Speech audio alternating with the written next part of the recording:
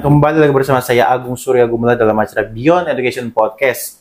Podcast yang selalu menemani Anda di hari-hari Anda dimanapun Anda berada. Kita selalu sharing-sharing 2 hari sekali upload sesuatu yang terbaru.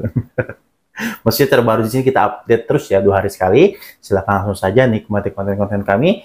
Cek link deskripsi untuk gabung ke Telegramnya, ke WA-nya, atau misalnya mau bertanya silahkan langsung bertanya saja melalui kolom komentar boleh, melalui Gmail atau Gform yang sudah disediakan di kolom deskripsi juga boleh, atau mau langsung juga jadi mau langsung ke kantor sini boleh sih. Kita terima aja, tapi ya begitulah, kita menerima apapun konsultasi berjenis konsultasi ya. Dan juga kita juga hadir di Spotify dengan kata kunci Beyond Education Podcast di ini ya, di segmen podcastnya, bukan di segmen musik. Kalau di segmen musik kita searching Beyond Education Podcast nggak ada, tapi di segmen podcast, emang khusus podcastnya. Baik, siang hari ini bersama dengan Pak Doni. Halo teman-teman semuanya, gimana Gong? Bagaimana nih Pak? Gimana? Sehat ya Pak ya? Alhamdulillah. Ini sebentar lagi pemilu. Pemilu. Kayak mau 2024 ya. Pokoknya ya sebentar lagi 2024, dimana kita mengetahui bahwa pesta rakyat akan hadir Pak di sana. Iya, bentar lagi nih. Iya, dan biasanya kebiasaan-kebiasaan buruk itu yang mulai muncul hari-hari ini. Apa nih? Banyak bikin hoax ya. Iya gitu ya. Apa gitu. Nah, tapi di sini saya mau bahas ini Pak terkait tentang kebiasaan buruk nih Pak ya. Kebiasaan buruk itu kan biasanya sudah melekat dalam diri seseorang gitu Pak. Iya, kalau sudah menjadi kebiasaan. Sudah menjadi kebiasaan ya, entah itu malas, sering berbohong, atau misalnya dia itu memang benar-benar sering tukang fitnah orang.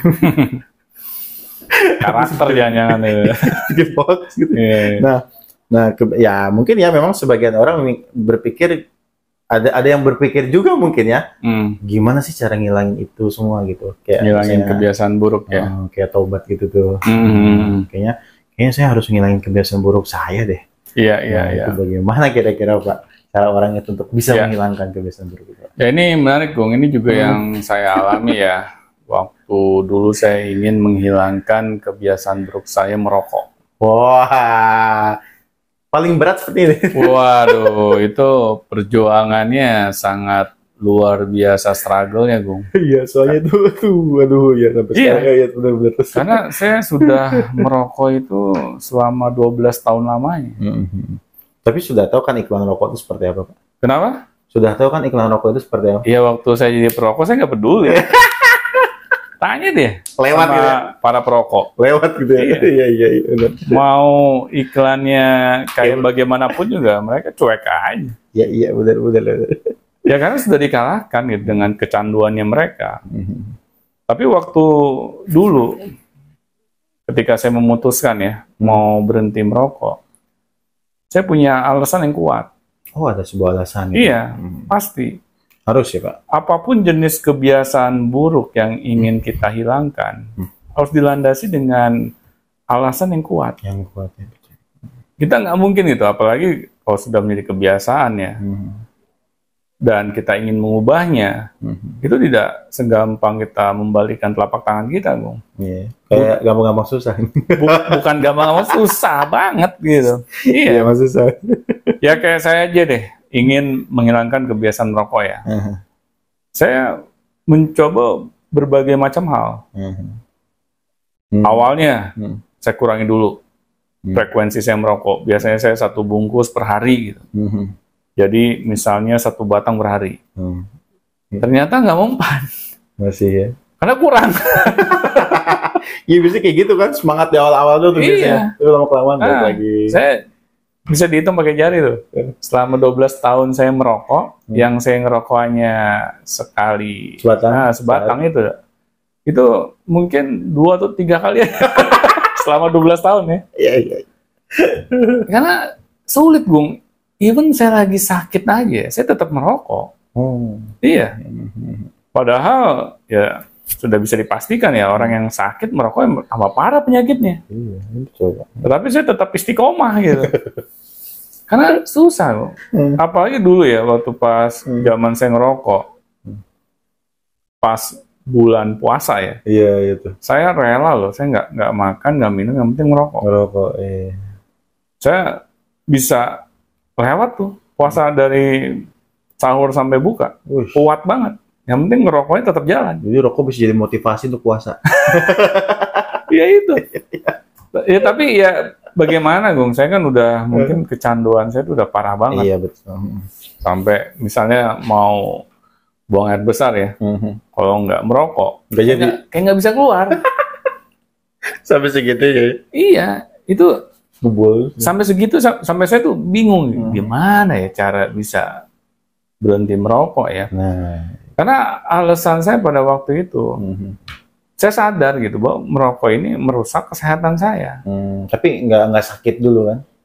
Ya sempat saya sakit ya makanya kan saya sakit, tetapi saya tetap istiqomah merokok. Oh gitu. Iya. Belum nggak sakit nggak jadi faktor kesadaran dong. Iya.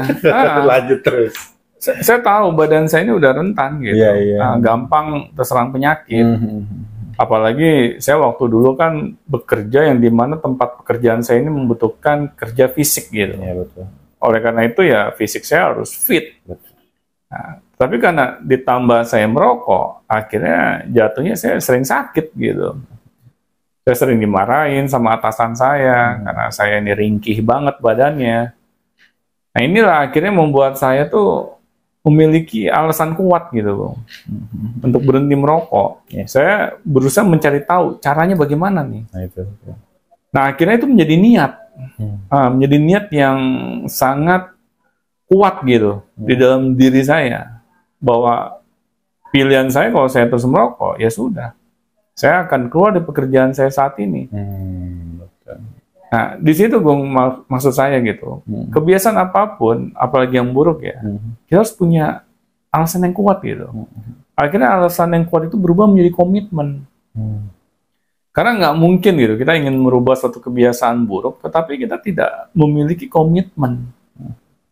Ya sudahlah, kalau bisa saya hilangkan ya alhamdulillah, kalau nggak bisa ya udah, berarti nasib. Setengah-setengah gitu ya? Itu setengah-setengah. Mau sampai kapanpun kebiasaan buruk tersebut, kita nggak akan bisa ubah. Nah akhirnya ya alhamdulillah gitu, setelah saya memiliki niat mau berhenti merokok karena alasan kesehatan saya, Allah beri jalan.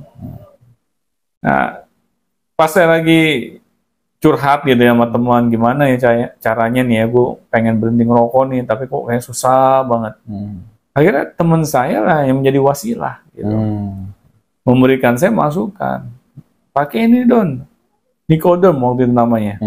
Itu kayak semacam gitu, koyo lah. Tapi bukan koyo yang ada ini ya, panasnya itu. Koyo cabe. Kayak koyo cabe bukan, tapi ini koyo ini isinya kayak pengganti nikotin lah. Oh, kabarnya dari koyo itu ya. Ya, dari koyo itu. Lu coba deh pakai Nicodem. Ini lumayan nih, gue pernah coba, gue pakai, alhamdulillah gitu, bisa menghilangkan gitu, kayak keinginan kita untuk merokok. Karena Nicodem itu sebagai pengganti nikotin. Jadi kita ini yang biasanya mulut kita lah sebagai tempat ini ya, penyaluran nikotin masuk ke dalam tubuh kita. Ini digantikan oleh Nicodem melalui koyo gitu. Oleh karena itu, pakailah Nicodem. Jadi iklan. Nah masalahnya di Indonesia ini jarang begitu ya. Kita bisa temukan Nicodem ini. Saya nggak tahu gitu kok sampai sulit kita dapat ini ya, mendapatkan produk ini gitu. Padahal di negara-negara maju itu gampang. Prosesnya berapa tahun Pak itu pakai Nicodem? Cepet banget. Wih. Hanya 3 bulan. Langsung selesai ya. Tapi memang pas pakai Nicodem itu kita terheran-heran gitu. Kok bisa ya? Gue nggak kepengen ngerokok ya. Makanya awal saya bilang nih kayak koyo ajaib gitu. Kok bisa gitu? Saya nggak kepengen banget gitu untuk merokok. Biasanya kan saya kalau habis makan langsung tuh kayak kepengen ngerokok saat itu juga gitu kan. Sebungkus sehari. Benar. Habis makan beli rokok. Nggak bisa gitu. Kalau saya habis makan nggak ngerokok tuh nggak bisa. Terus saya lebih istilahnya ikhlas lah kalau saya digamparin sama orang gitu dibandingkan nggak merokok gitu. Wasilahnya datang dari situ ya Pak. Kita punya niat yang kuat. Benar. Gitu. Jadi niat itu, kalau niat kita itu baik ya, demi kehidupan yang lebih inilah, yang lebih istilahnya layak lah gitu ya. Insya Allah gitu. Allah akan bantu kita dari arah yang kita tidak duga-duga. Ya saya dapat wasilah dari teman saya yang menyampaikan Nikodem ini kan saya nggak nyangka-nyangka. Iya, nggak ada yang tahu gitu ya. Iya, nggak ada angin, nggak ada hujan, tiba-tiba saya curhat. Saya juga nggak tahu teman saya yang saya curhatin ini ternyata dia bisa ngasih solusi. Karena dari niat awal gitu. Saya ingin dapat kehidupan yang lebih baik. Saya nggak ingin merusak tubuh saya lagi gitu. Akhirnya udah, saya diberikan petunjuk sama Allah. Nah, tapi kalau kita nggak punya alasan yang kuat, ya bagaimana kita punya niat? Nah, biasanya kan niat itu dilandasi oleh alasan dulu yang kuat. Ya kayak gini deh, kayak ya kenapa sih orang sulit untuk merubah kebiasaan buruknya? Karena dia nggak punya alasan yang kuat, Bung. Dia malah suka melakukan itu. Iya, dia kalah dengan kebiasaannya itu. Iya. Dia udah tahu itu kebiasaan buruk, tetapi karena dia merasa saya nggak sanggup, ya ini sudah menjadi bagian diri saya. Berdaya lah gitu ya. Ya udah, saya hopeless jadinya. Ya kalau begitu bagaimana kita mau merubah kebiasaan buruk ya? Apakah harus alasan kuat itu apakah harus muncul dari sebuah tekanan, Pak? Misalnya dia udah tertekan dulu, mojok. Biasanya, Gung, kalau orang sudah dewasa, kalau belum kena batunya, itu. Itu sulit gitu berubah. Ya? Iya, benar. Makanya Allah kadang kalau ngasih ujian ke manusia, ya karena ingin hal yang positif gitu bagi manusia tersebut. Kalau menurut saya. Ini kalau nggak gue kasih penyakit nih, orang nggak berubah nih gitu. Ya tapi masa sih kita harus dikasih kanker dulu gitu. Jadi mau berhenti merokok misalnya, itu kan udah terlanjur ini antara hidup dan mati gitu. Ya baiknya kalau kita sudah sadar, misalnya kita udah sakit-sakitan, batuk-batukan, ternyata ini diakibatkan kebiasaan kita merokok, ya sudahlah kita mulai punya alasan yang kuat gitu, agar kita berhenti merokok. Jadi kita harus ciptakan juga tuh alasan yang kuat itu ya. Iya, kita ciptakan. Jangan istilahnya nunggu dulu gitu kan, kita kesambet apa gitu, baru kita mau berubah. Kebanyakan begitu orang malas ya, contoh kayak Pak. Orang malas itu ya maksudnya apa ya? Malas itu memang sudah jadi habitnya dia gitu kan. Terus ya apa-apa nggak mau ngelakuin apa-apa, malas, pengennya itu serba instan dan lain-lain. Iya. Udah gitu tuh. Nah hidup dia jalan aja jadi orang malas. Udah kalau misalnya dia kagak ada petir, kayak sih gitu aja sampai tua gitu. Karena memang kebiasaan itu kan tidak terjadi begitu saja, Bung. Betul. Pembentukannya lumayan prosesnya, Pak ya. Pasti adanya suatu pengulangan yang durasi waktunya itu panjang. Tetapi kadang kita dari awal itu terlena gitu dengan kebiasaan buruk yang kita lakukan itu. Kita anggap nanti aja deh, bisa kok saya berubah. Iya, kita tunda-tunda gitu. Karena kita pikir umur kita ini masih panjang. Nah, akhirnya ketika sesuatu itu semakin buruk gitu ya, situasinya, kita baru sadar, oh ternyata selama ini saya melakukan hal yang salah.